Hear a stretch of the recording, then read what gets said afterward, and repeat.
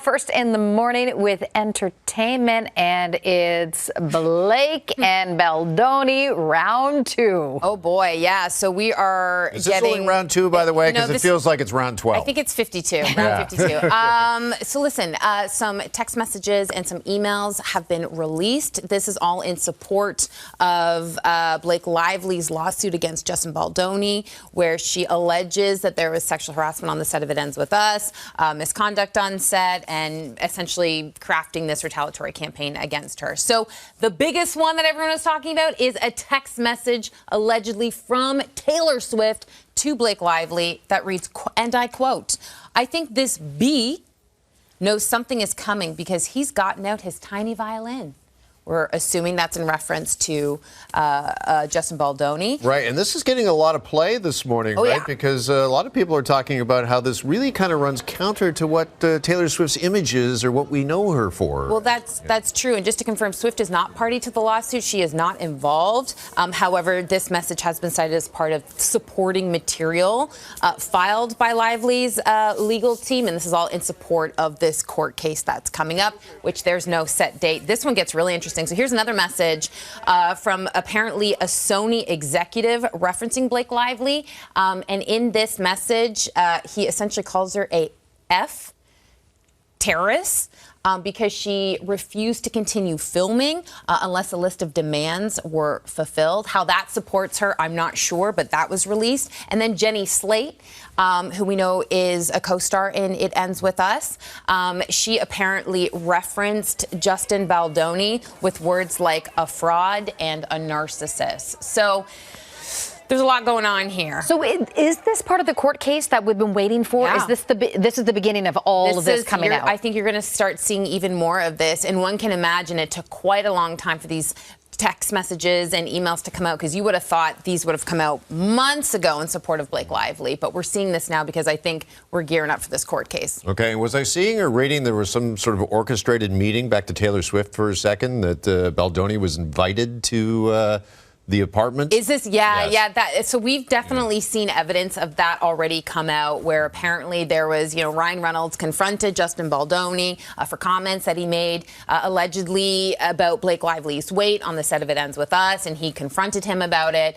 And apparently Hugh Jackman was there, and Taylor Swift was there. But you know what? So that had come out before. We did know a little bit about that. And there are also, oh my goodness, these texts are just really damning, because there's also Blake saying to Taylor, "Say you approve my rewrite." Yes, even though you didn't read it. You don't have to read it. Just say you did. And she's like, "Oh," and then Taylor saying, "I'll do anything for you." Right. And it's interesting because it actually, I know these are supposed to be in support of Blake Lively's team, but it does sort of seem to align with what Justin Baldoni has been saying all along about this entire situation. So it's interesting. We're going to read more for sure. As we keep saying, when it comes to this case, more to come. Oh, my goodness, yes. All right, we got a bit of a response from David Beckham to a story we told you about yesterday. All of the family drama that is going on with their son, Brooklyn, and his wife. That's right. So Brooklyn Beckham, just so everyone's on board, he released some Insta stories essentially confirming that there has been a rift between him, Nicola Peltz, his wife, and the rest of the family, that he does not want to reconcile with this family, that he's felt that he's been controlled his whole life.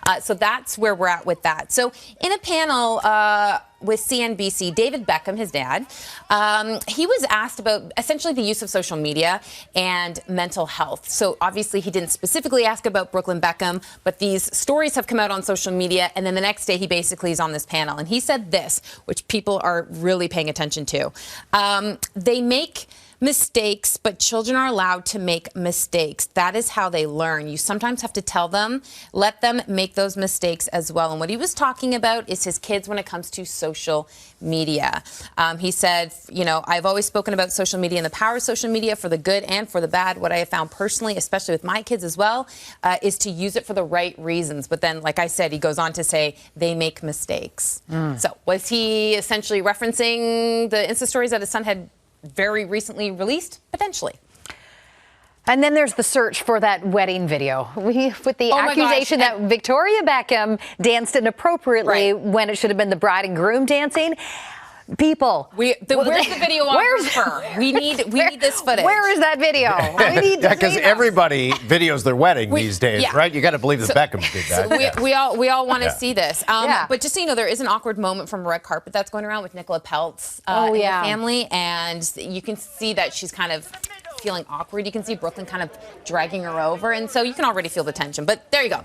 Okay, let's get an update on Timothy Busfield. Yeah. Back in court. His wife, Melissa Gilbert, there as well yesterday. I saw her. And pretty dramatic. Yeah, so this is really interesting. So a judge essentially has allowed him to be released from jail while he's awaiting trial on child sex abuse and child abuse charges. This all stems back from allegations that when a minor came forward and talked about alleged, inappropriate touching on the set of The Cleaning Lady. So basically this judge has allowed him to be released, essentially because he claims the current evidence was neutral and that he had no prior criminal history. So that's the latest update on that. But we did see Melissa Gilbert there in support of her husband, Timothy Busfield. Okay. Finally, our Rachel McAdams candidates. Rachel McAdams. Oh my God, I love her so much. Yes. She got her emotional. so emotional. She's thanking her parents because she got, her Hollywood Walk of Fame, her star on the Hollywood Walk of Fame. So take a look. You only get a few of these moments in life to thank you on the stage for everything. All of it. She talks about growing up in tiny St. Thomas, Canada, and everything that's happened to her. But she also gave a beautiful tribute to Diane Keaton, who, of course, she starred with in Family Stone and then later in Morning Glory. And she said that she took her under her wing and treated her like a daughter. So it's such an emotional speech. I loved it. Yeah, nice moment for her, for sure. All right. Thank you, Morgan. Appreciate it.